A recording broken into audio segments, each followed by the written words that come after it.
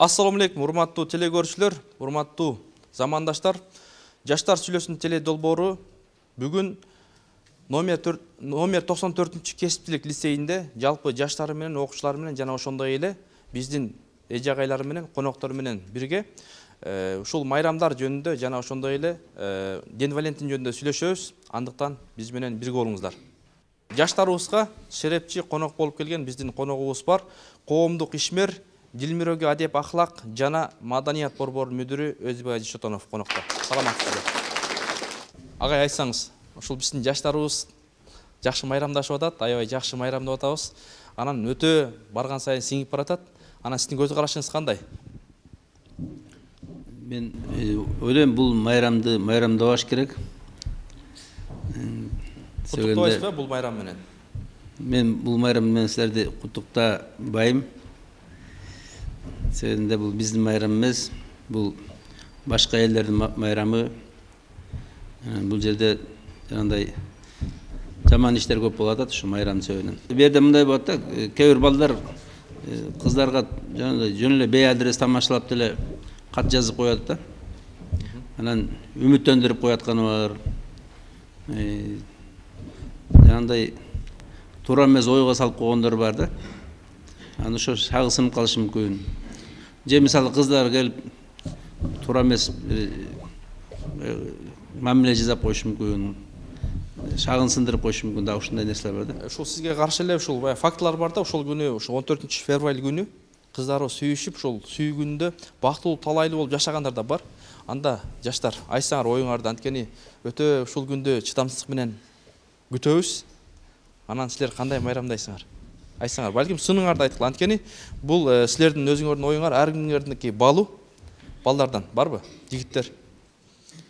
Мен айтайын деген негизи 14-февраль биздин бул кыргыздын нукура салтына деле негизи биздинки азыр жашап жаткан биздин эмебизге деле туура келбейт да. Себеби катты жазышат, анын ичинде эмне деген сөз бар экенин, эмне деген сөздүн баарын жазышат да, мындай айтканда уят нерсенин баарын жазышат да.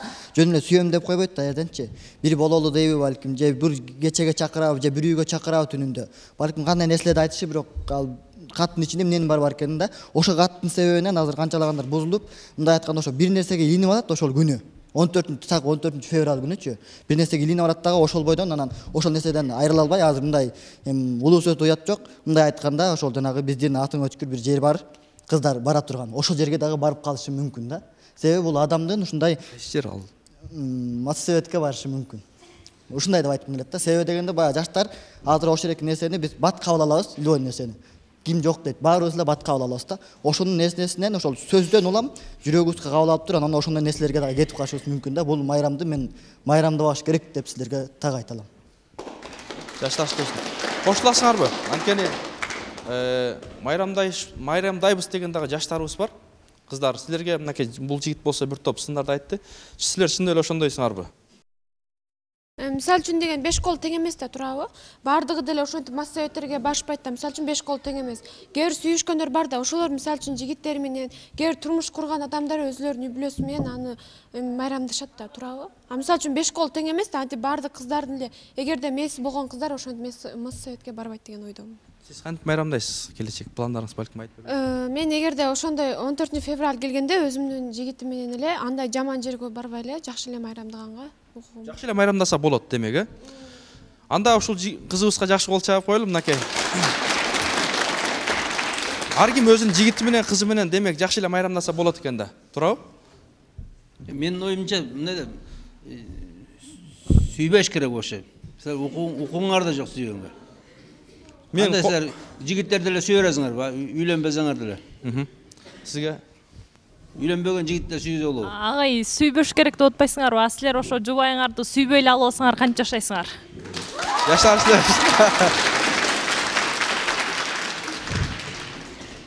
Жигиттер бар, азыр барабыз. Сен чоңсу тура эмес айта алдың го дейм. Бул агай 14-үндө алган эмес, бул өмүр бою ошондой жигит кезинде сүйүп алган. Не то что 14-үндө алыш керек эмес да, туурабы? 14-үн мисалы башка күндө эле сүйүүсү болот, мисалы ата-эненин деле сүйүүсү бар, башканын сүйүүсү болот. Именно 14-үндө сүйбөш керек. Мисалы 14-үнгө биз эч качан майрамдабайбыз. Сен сүйбөйсүңбү? Биз сүйбөйбүз. Мындай деле 14 эмес, башка күндө эле сүйөм мен. Башка күндө ошо 15-16-сынан баштайсың. Ошо 14 мен вообще 14 майрамдабайм мен, против чыганда 14 мен. Жаштар сүйлөсүн. Дагы кыздардан, балдардан барбы? Агай деген 14-түндө эле сүйүш керек деп айткан жок да, бүт эле сүйбөш керек, балдар сүйбөш керек деп атпайбы? А эмнеге сүйбөш керек? Сүйбөсө анан кимдер менен жашайт? Эмне сүйүү жок жашоонун мындай кызыксыз эле болуп калат да. Кандай болот дейт, жакшы дагы? Жок, ал сен мисалы ал жигит али сенин күйөөң эмес, сүйүп жүрө тургандай. Жок, сүйгөндө чеги менен сүйүш керек, анан ошоп эле кетип калганда болбойт да. Сиз сүйбөш керек деп салдыңыз го. Ошо чеги менен канча чеги ошо? Чеги менен эми жанагындай жаман иштерге барбай, аны менен убактысы менен да жолугуп мындай сүйлөшүш керек да. Жөн эле алыстан мындай 2 метр алыс. Жакшы. Дагы кыздардан Канча метрден жолугуш керек? Биз мына айтып атасыз да, сүйүш керек депчи. Балким ошо сиз ошо жигитти сүйүп жүрөсүз да, а бирок сүйүп жүргөндө сизди алага чыгып кетсе эмне кыласыз? Ошол алага чыгып кетти, аябай сүйүп жүргөнсүз, бирок алага чыгып кетип, биздин кыргыздын салтына ылайыкташтырып ошол жерде калып калдыңыз да. Анда ошондо деле сүйүп жашап кетип атпайсызбы? Анда буга кандай карайсыз да? Сизге суроочумуз. жооп, Ал бала мени сүйүп аткандан кийин аны менен эмнеге жашап кетүүгө болбойт? Ал бала ошо ала качып кетсе, ал бала деген эми ага деле карайсың да, жүргөн турганы, жакшы көргөнү, ал жакшы көрсө жашай бересиң, эмне өзүң бактылуу болсоң болду. Кидайт этип кетсе кантесиң? Сен кидайт этип кетсе, таштап кетсе эмне Азыр кыласың? Ал кызын кидайткендер көп да. чындап сүйсө, ал бала антип кидайт этип таштап кетпейт. А сен кайдан билесиң? Жазылган жок. Жок, чындыгы сүйүү болсо ал жерде таштап кетпейт. Сүйүү деген бул 14-түн эмес, башка күндө деле болот. Сүйүү бул эки адам качан турмушка курганда деле ошондо улана берсе болот деп айтмакмын да. Ошо мусулманчылыкта атайт го, шариатта кызды сүйлөшүш керек, 3 күндөн кийин алыш керек, анан сүйүү ошондо башталат деп ойлойм да, менин оюм ошол. Жакшы. Кыздар. Именно сага ошо 14-түндө сүйүү келип калса эмне кылат элең? 14-түндө дейт, ушул топтолуп келип анан 14-түндө келсе. 14-түндө келсе мен ойлонуп көрмөкмүн, эми ар бир пешинеге жазганын көрөбүз да. Мен азыркы ачыгын айтайын, мен деле сүйгөнүм бар, бирок ал 14 канчабы? Бирөө эле. Бирөө, анан ал сүйгөнүм эми ал менен мен 14 күнүм майрамдабайм. Башка күндө эле майрамдаш эмес, бул мен үчүн бул сүйгөнүм алдымда ар дайым бар болуш, ошо үчүн мен үчүн майрам да булчу. Ар күн. Ал азыркы учурда 5 убак намаз окуйт. Анан ал 14-түн майрамдабай деп биз чечип койдук да уже. Жакшы. Мисалы үчүн мына мусулман динде 3 эле жолу жолугуп туруп анан үйлөнөт дейт да, А эмне 3 эле жолукканда кыздын кандай экенин кайдан билесиң? Анда коюш мүмкүн дейсиз. Кыз мисалы үчүн азыр көп эле болуп атат, кыздар деген балага турмушка чыгып туруп, калыңын төлөтүп, свадьбасын өткөрүп туруп басып кетип калып атат. Андай кызга жолугуп калсаң эмне болосуң? Эки адам бири-бирин жакшылап таанып билиш үчүн, ошон үчүн кеминде эле 2 ай 3 ай сүйлөшүш керек да. Бирок чеги менен ар бир нерсенин өзүнүн чеги болот, ошондой гана сүйлөшүш керек. Демек сиз кеминде бир 2-3 ай сүйлөшкүлө деп сунуш кылып атасыз, Кылып атам, ошондой сунушум бар менин. Кошуласызбы? Ассаламу алейкум.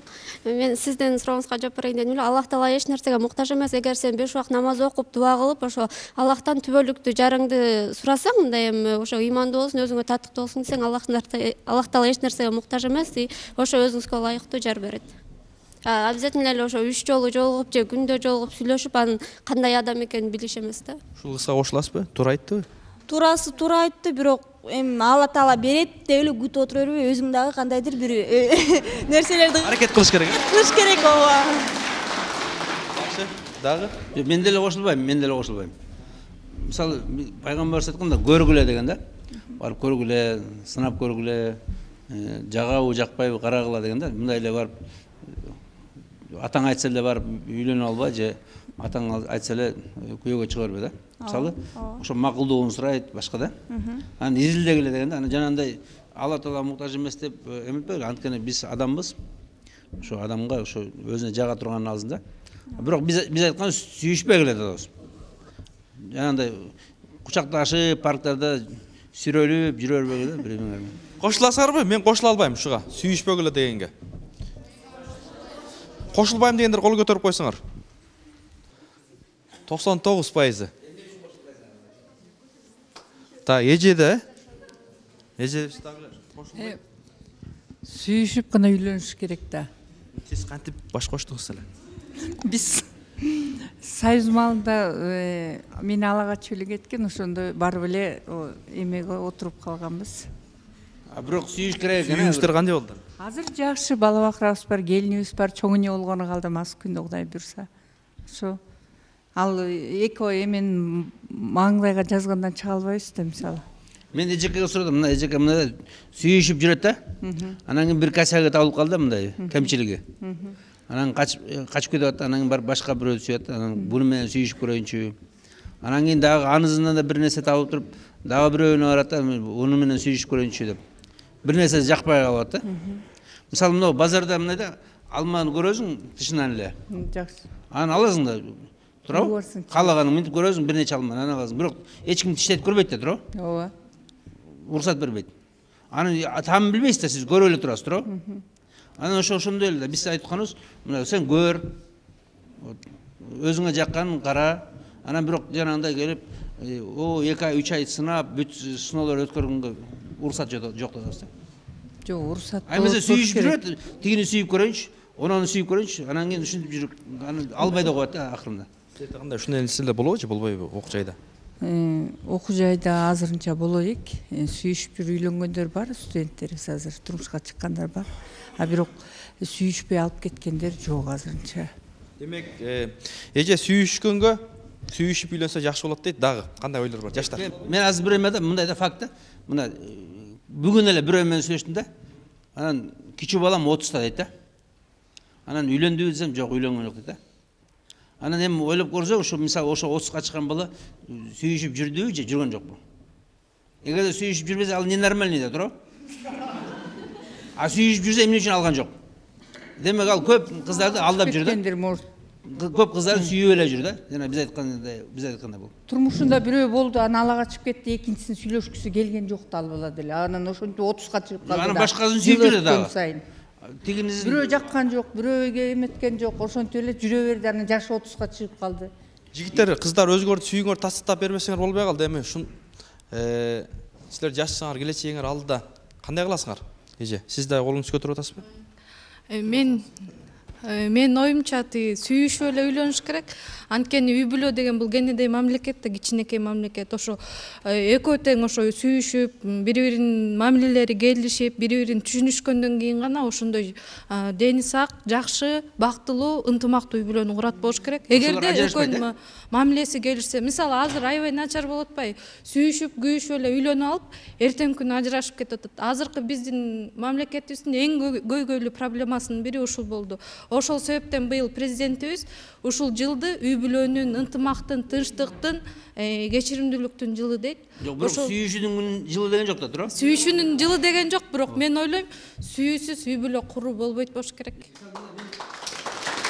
Жаштар сүйлөсүн. Көп кишилерди көргөм да. Өлөм, алып бербесеңер өлөм деп жүрүп, анан кийин бүт баары ажырашты ошолордун баары. Аябай смертельный сүйгөн да. Апасы кой десе болбой алышып, анан кийин аягында бүт ажырашты ошолордун баары. Жок, сүйүү дегенде эле сүйүүнүн көп түрү болот да. Мисалычы, анан мен ойлойм, мисалы сүйгөндөн кийин бардыгына ошо бардык нерсеге макул болуп ушул адам менен мен жашайм деп, чыдайм деп үйлөнөт болуш керек. А бирок азыр көбүнчө жеңил ойлуулукка жаштар алдырып коюшат. Демек жана бар жогуна кайры болуп барам сага деген ыр чын экен да. Чын эле да. Ушуга эми мисалы мында да эжеке, мына азыркы жаштарга ишеним барбы? Мына мисалы биз азыр кыздар айтыбызда, урматтуу кыздар, сүйүшүп жүргүлө, чеги менен жүргүлө дей тургандай, биздин эркектер ошондой деңгээлде барбы ошондой? Жоопкерчилик жок, мен ойлойм. Илгери мисалы ата бабаларыбыздын бардыгы эле үй бүлөдө негизги баш ата болот да, эркек кишиде көпчүлүк жоопкерчилик жаткан. Эркектерибиз мурун дайыма эл четинде, жоо бетинде болуп жүрүшкөн, армияга барып патриот болушканда, азыр мен ойлойм, армияга көп балдар, ата-энелер жибербейт балдарын. Эркекте жоопкерчилик аз, ошон үчүн үй бүлө көп бузулат. Эже, ошол сүйгүнүнө көз карашыңыз кандай? Сүйгүнүнө көз карашым меники терс. Мен туура деп ойлобойм сүйгүнүн. Белгилөө керек деп деле ойлобойм. Урматтуу жаштар, эже агайлар бир топ өздөрүнүн ойлорун айтышты. Кайсыл жагынан Мен колдой мына аласың, эжекелерге аласың? дагы бир суроо да, эжекелерге. Мисалы эжекелер мына биз мына кыздарыбызга айтсак болобу? Кыздар ушу сүйүүңөрдү өзүңөр таап алгыла, сүйүшкүлө, анан жакканына чыгып аласыңар деп айтсак болобу биз? Азыркы мына жигиттерибизге мына гарантия жок дедиңиз го. Ушинтип азыркы жаштарчы агай баары бир деген азыркы жаштардын өзүнүн мнениясы, өзүнүн оюн жогору коет. Ата энесиникинен болобу, бирөөнүкүнөн болобу. Алар өздөрү эгер туура деп чечип кабыл алса, ал кабыл алган чечимди эч ким өзгөртө албайт азыркы жаштар. Жок, бирок биз эмне деп айтыш керек? Мисалы мен айтам да, койгула, сүйбөгүлө деп атам да мен. Күтүп тургула, бирөө келет, анан кийин ошо мен сүйөсүңөр насып. Жок, антип айтканга акыл жок болуш керек. Мисал үчүн деген эне атабыз ооба бизди жаман жолго алып барбайт, бизге деген көргөзөт, бул бала жагабы, бул кыз жагабы деп. Бирок эгер сенин көңүлүң ал адам жакпай жатса, кантесиң? Айла жок, өзүң издейсиң. Эне атаңда көңүлүң кыйбайсың. Анан кийин келечек ошол адамга турмушка чыккандан кийин ал келин менен, ал күйөө бала менен сенин эне атаң жашайт, сен эле жашайсың. Эне атаң сага конокко келет, жолга сен мисалы сага 10 жигит келсе жактырбай койдуң, анан бир жигит жактырдың да? Ал жигит болсо сен жактырбай атат. Сен араңды зор тапсаң, 5 жыл издеп жүрүп араңды зор тапсаң, ал жигит болсо сен жактырбайт. Ону сен жактырып жүргөн, сен жаккан жигит. Негизи мындай деп айтылат, бизде кыргыздарда айтылабы деле, көп жерде айтылат, кыз сүйсө калат, бала сүйсө алат дейт да. Мисалы үчүн көп эле аялдардын бактысы ушу эркек кишиден болушу мүмкүн. Эркек кишиден зависит этет да. Аны көрдүң, ошон үчүн издегениң пайдасы болот атпайбы? Эмнеге сиз айтып атасыз го, эркек кишиден болот деп. Мүмкүн аялдан кетиш мүмкүн да. Бул жердечи. Эркектен эле кете беребейт да ушул жерде. Мен айткан жерим жок. Эркек киши үй бүлөнү түптөйт. Эркек киши баш, аял киши моюн деп коет. Моюн кай жакка бураса, баш ошол жакка буралат. Аял киши моюн деп айтылат да негизичи. Туурабы? Кошулдуңбу? Ынандыңбы? Жигиттер, кыздар. Сизби? Туура аласыз. Сен айтып атсың, аялдан көп нерсе зависит этет деп. Сен аялдан көп нерсе зависит эткенде сен подкаблуксуңбу? Ошондой деп ойлойсуңбу өзүңдү? Кырсыз жазганда турат. Кырсыз жазсынбы? Анда шашпай отурушубуз керек го. Жакшы, дагы. Мынакей. Жигиттер, кыздар, оюңарды айткыла эми.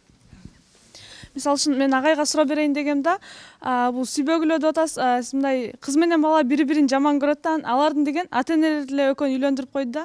Анда айтылат го, сүйүү никеден кийин башталат деп анан. Ошо бири-бирин кыз менен бала бири-бирин жаман көрүп деле анан никеден кийин сүйүү башталат. Сиз айтып атасыз да, мындай сүйбөгүлө депчи. Анан биз кыз менен бала экөө бири-бирин жаман көрөт да, экөө бири-бирин сүйбөйт, анан ата энеси эле үйлөндүрдү да алардычы. Ата энеси үйлөндүрүп койду дейт, анан кийин ошол сүйүү никеден кийин башталабы, кандай ушка жооп бересизби дейт. Башталат ал. Экөө бири-бирин жаман көргөн болсо. Сиз баягы тажрыйба катарында жакшынакай жашап атасыз. Азыр, жакшы.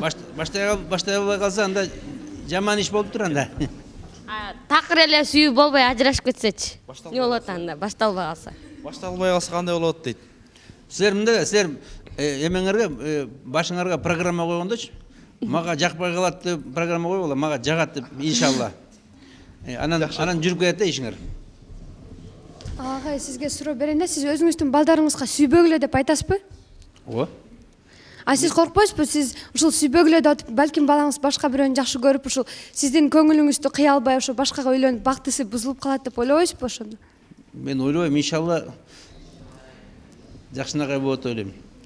Көнүп кетет деп. Мисалы үчүн тиги суроо берди, эки бири-бирин жактырган жок. Никеден кийин экөөнүн көңүлү эки жакта да. Эне атасы кыйнап эле үйлөндүрүп койду. Экөөнүн кандай десем, экөө жашай албай ажырашып кетти. Орто жерде ким күнөөлүү? Эне ата күнөөлүү болуп калат. Экөөнүн тең бактысына балта чапты. Бирөө аялында кетип калган, бирөө болсо ажырашып келген деген атка конуп калат да. Ошон үчүн ар бир адамдын өзүнүн мнениясы болуш керек. Өзүнүн да тандоосу болушу керек да. Эне атанын сөзүн четке какпай угуп коюш керек, бирок ошондо да чечимди өзү кабыл алып, өзү бир чечимге келиши керек. Демек, кыз жигиттен тандоо болуш керек экен да? Жок, мындай да, чоң кыз, мындай да биз айтып атабыз. Мисалы сага, мисалы мага мен атам да, куда түшүп кел да. Анан мен сага айтам, кызым, мына жигит жагабы деп атам да. Анан сен бирөөнүн жактырган жоксуң. Жок, өңүн көргөзөт мындай. Анан калганы мен айтам да, кызым, мына 94-училищени бүтүрүптүр. Жакшы бала экен, ата энеси жакшы экен. мына жагабы. Анан сен өңүн каратсаң айтасың, калган сыпаттарын мен айтып бердим да туурабы. Анан бирөөнү жактырбадың, анан экинчи жигит келди. Мен экинчисин көргөздүм. Жагабы мынагу. Мисалы мына жөнөкөй эле ортончо эле мындай. Анан сен келип туруп 100-ün тең эле жактырбайм отурасың конкурстун андай. Жок, энада деле мисалы үчүн мейли сага жакпады, менин тандаганым сага жакпады. Эми сен өзүң тандаганың мага көргөз дейт да, туурабы? Анан кийин акыртуу бар, энада бар, баланын не көңүлү менен. Сеникине келбей койсучу, 30 жыл бою келбей койсу сага. Анда жүрө берем. Ана бойдок өтөсүзбү? Бойдок өтөм. Болбой калат го анда. Дагы жигиттер бар экен, Эме сиз жаңы эле айтып атпайсызбы, тиги улам бир кыз баланы алып келип көргөзүп турам депчи. Эгер кызыңыз вообще эле балдарды жактырбай койсо, Кыргызстандын бардык балдарын алып келе беребизби кайра-кайра? Жаштар сүйлөсүн. Ошондо кандай кыласыз? Жок, андай кыз ненормальный кыз да. Ошондо сиз өзүңүздүн кызыңызды ненормальный деп эсептейсизби? Сиз кыздарыңызды кандай берип атасыз? Кандай пландаштырып атасыз? Эмнесине? Ошо мен мисалы менин кызым бир айтканда эле көнөт болушат деп ойлойм мен. Иншалла. Кыздарым. Балким ал ичинен, ама сыртынан сизге көнүп коет, эгер ичинен жаман көрсө, кийин жашоосу кандай болот? Биз айтабыз да, кызым көнүп кет. Мына мисалы сиз ал көндүргүдө жана эле мына кыздар айтпадыбы, жигит сүйүзө алат, кыз сүйүзө калат, а? Мисалы жигит сүйүп келип атат да. Кызыңыз жагып атат деп, ана ата-энелерин мага салып атат, анан кийин жакты. Анан кийин алат деп атам мен. Буга жакты, бул алат. Значит, сыйлайт, урматтайт. Эми сыйлаганда деле аны сүйбөсө, кантип жашайт экөө? Ажырашып кетсе кийин. Метпен сүйүп кетет деп. Меселе бир окуяда сүйүп кеткенде кандай сиз мал эмес да, ал үйрөтүп кеткендейчи. Ал адам деп атпайсызбы? Адам да туура. Азыр адамдар малдан да хуже. Жаштар сүйлөсүн. Жаштар. Жок, ага, кандай эле бир сөз айтып койсо эле сүйүп калат да азыр кыздар. Анан кийин келип туруп үйүнүп алып туруп 100 сөз айтса да сүйбөй калат. Кантип сүйбөй калат? Жок, ага, мен сизге суроо берейин дегем да. Например, сиздин кызыңыз болбосо дагы, там бир жактырбаган бала менен үйлөндүрүп койдуңуз. Тиги бала да кызыңызды жакшы көрбөйт, кызыңыз да ал баланы жакшы көрбөйт. Анын үй бүлөдө кандай мамиле болуп калат? Экөө бири-бирин вообще жактырбаса. Бала жакшы көрбөсө мен бербейм да. Мисалы мында бала жакшы көрүп келип атат да, куда түшүп атат. Түшүндүңөрбү? Жок, сиз айтып атпайсызбы, сүйүшпөңүз депчи. Анан деген экөө бир үй бүлөдө отурат деп коюңуз да. Отурат, бири-бирин көрүп алып эле жиркенип, бири-бирин көргүсү келбей. Ренжип атат, Анан ал эмне деген үй бүлө деп түшүнбөйм да. Если сүйүү деген ал бири-бирин түшүнүп, анан кийин бири-бири менен жакшы мамиледе болсо, ошо сүйүү болот, анан ошол эки семья бактылуу талай болот да. Если бири-бирин көргөн сайын жаман эмне ушуга тийип алдым эле деп, же үйлөнүп алдым эле деп турса, ал да жакшы эмес да деп ойлойм. Демек, плюс болбосун деген ой да. Сиз деген ал баланын дагы ата-энеси кыйнап келди да. Бала ор эки кишинин кызын аласың депчи. Анан ал бала да макул болуп ата-энесинин сөзүн кыя албай келди. Анан сиз да ушунун баласына тесиңер деп кызыңарды айтып койдуңар. Анан экөө кандай жашайт? Ата-энелер ушинтип экөөнү тең кыйнап койду. Жакшы. Мен силерге айтпадым, биз жагабы деп сурайбыз деп. Түшүндүңбү? Жакпайт деп койсо кандай болот анда? Ошо мындай да, мына эменин баары, кептин баары ушунда, биздин тарбиябыз начар болот да. Биздин тарбиябыз начар болот. Мисалы мына жерде дуңгандар бар, даргиндер бар. Биздин ата-бабаларыбыз 1000 жылдап бою ушунтип эле үйлөнгөндө ата-эне келип туруп айтса, балам мынагу кызды алып келип берчи бизге, ушул бизге келин алып келип берчи дегенден кийин болду, ата-энесин угуп, аны алып келчи да. Ошо кыз да жашап кетчи, баласы да жашап кетчи. Ошо 10 чакты балалуу болуп жакшынакай эле жашачы да. Анан азыр эле мынагу кылымда западный вирус келди. Эми биз болсо башыбыз толтура вирус. Анан кийин келип жакшылап сүйө албайт. Азыр мисалы жакшылап сүйө албайт. Смертельный сүйөт, карасаң жабышып алган, бири-бирин көтөрүп алган, минип алган. Анан кийин демек бул сүйүү. Эртеңин ажырашып кетет. Мен силерге дагы бир эме да, мисалы, бирөө айтат да 3 жыл дос эме жүр дейт эми. 3 жыл сүйүшүп, күйүшүп. Алып бер дейт. Анан кийин $3000 свадьба кылат. $3000 ал илгери $3000 3 комната квартира келчи. Анан эртеси күнү келин жок дейт эрте менен. Анан кийин айтты, келин кайда десе, кетип калды дейт. Анан эмне кетип калды десе, үйдө служанка жокпу дейт. Анан сенсиң да служанка деп койсок, кетип калды дейт да. Анан урушты дейт, дурак бар алып кел дейт. Анан барбай кой дейт. Ошо менен бүт дейт да иш. 3 жыл сүйүп жүрүп. Көрдүңүз, азыр нормально сүйүшө да албайт. Жакшы. Ана ошон үчүн жанагындай эле жөнөкөй эле метод да. Саламатсыз багай. А сиздин кызыңызга бала жакпаса күйөөгө бербейсизби анда? Мен 2 жолу сурайм, анан кийин болду, анан сурбайм. Өзүңүз сүйүшүп үйлөндүңүз беле? Өзүм мен сүйүшкөн, мен мисалы көрдүм, жактырдым, куда түштүм, алдым. Азыр жашооңуз жакшы. Нормально. Рахмат. Жакшы сүйлөшүн. Жакшы. Кел. Азыр адамдар малдан да хуже деп атпайсыңарбы? А силер эмнеге ошондо Ден Валентин күндү белгилеген адамдар малдан да ылдыйраак, белгилебегендер кичине адам деп эсептейсиңерби? Жаштар сүйлөсүн. Азыркы адамдардын кээ амалдары, кылган иштери айбандыкынан да жаман. Даже айбан жазбайт да ошол нерсени. Агай адамдар Мисалы мындай да, мыногу опалуу болуу. Опалуу деген билесиңер да? Опалуу мисалы мына жигит кызга убадасын берсе аткарат да. Анан болду барбайт. Мисалы же кыз да ошондой. Бир жигит бир күйөөнү сүйсө, андан болду башка бир эркекке ойлонбойт даже да. Ошону опалуулук дейт да. Мисалы мына жылкыларда аябай сонун ошондой опалуулук. Адамдарда жок болот азыр. Бүгүн сүйөм дейт, эртең качып кетет. Анан төрө алып туруп тыштап атат. Мисалы өзүнүн балдарын өлтүрөт да. Мына Ден Валентинаны майрамдайт. Анан кийин 9 айдан кийин төрөйт. Анан кийин тиги жигит болсо качып кеткен. Анан кийин тиги же больницага тыштап атат, же аборт кылып өлтүрүп атат, же өлтүрүп туруп аны сууга киргизип атат. Өзүнүн баласын. Айбан кылбайт, айбан мындай кылбайт. Жаштар сүйлөсүн. Агай азыр 21-кылымда мындай кандай десем, силер деген бир эле эме менен айтып атасыңар да. Мисалы үчүн адамдын баарын бир көз караш менен карап атасыңар, адамдын баары ушундай бузулуп кеткен депчи. Азыр адамдар ар кандай? Ооба, силер айтып атасыңар, макул ошо Ден Валентинди майрамдабагыла деп. Майрамдаган жакшы максаты да бар, жаман максаты да бар да. Туурабы? Сүйүү деп эле силер көчөдө кучакташкандын баарын сүйүү деп эсептей бербегиле да. Сүйүү деген ар кандай? Мисалы үчүн сүйүү деген жакшы максатын айтып өтсөңүз.